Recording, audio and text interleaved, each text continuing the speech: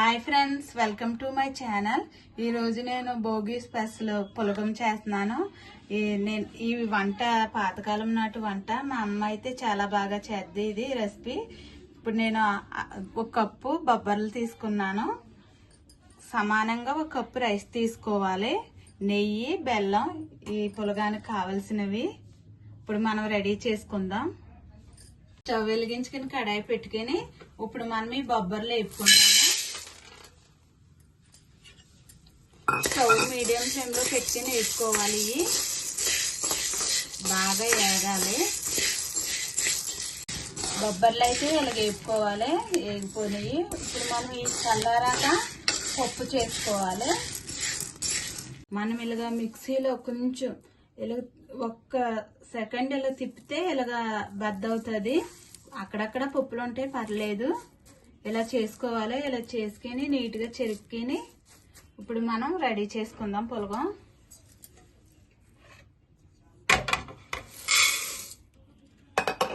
ఒక కప్పు పప్పుకి ఒక కప్పు రైస్ వేసుకోవాలి. ఇప్పుడు ఇది నీట్గా కడుక్కుందాం. ఇప్పుడు నీట్గా కడుక్కోవాలి.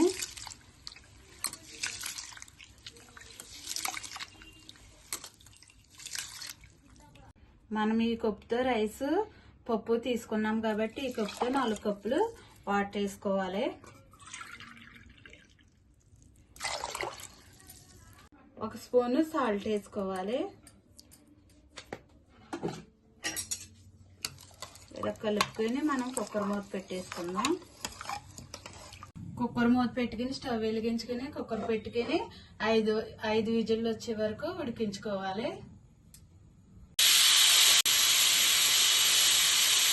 5 విజిల్లు అయితే వచ్చినాయి. పులుగు ఉడికిందో లేదో చూద్దాం. చక్కగా ఉడికిపోయింది. మనం ఇలా కలుపుకోవాలి. ఇది మెత్తగా గట్టితో ఇలా మెత్తగా కలుపుకున్న తర్వాత 2 స్పూన్లు నెయ్యి వేసి కలుపుకుందాం.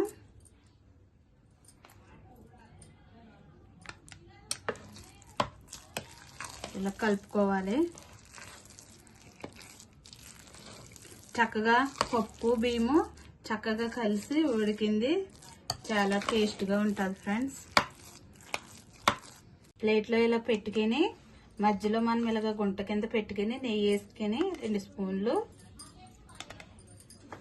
చుట్టూ ఇలాగ బెల్లం చల్లుకుని తింటే చాలా బాగుంటుంది ఫ్రెండ్స్. చాలా టేస్ట్గా ఉంటుంది. ఇది చాలా బలము. ఈ పులగం చాలా బలము. పచ్చి పులుసుతో తింటారు కూడా. ఇది పులగం అయితే ఇలాగ రెడీ చేసుకుని తింటే చాలా బాగుంటుంది ఫ్రెండ్స్. ఇది ఆంధ్రాలో చాలా స్పెషల్. భోగి పండుగకే చాలా మంది పులగం వండుకుని తింటారు. మీకు నచ్చితే మీరు కూడా ట్రై చేయండి. నచ్చితే లైక్ చేయండి, షేర్ చేయండి, సబ్స్క్రైబ్ చేయండి ఫ్రెండ్స్. Bye friends.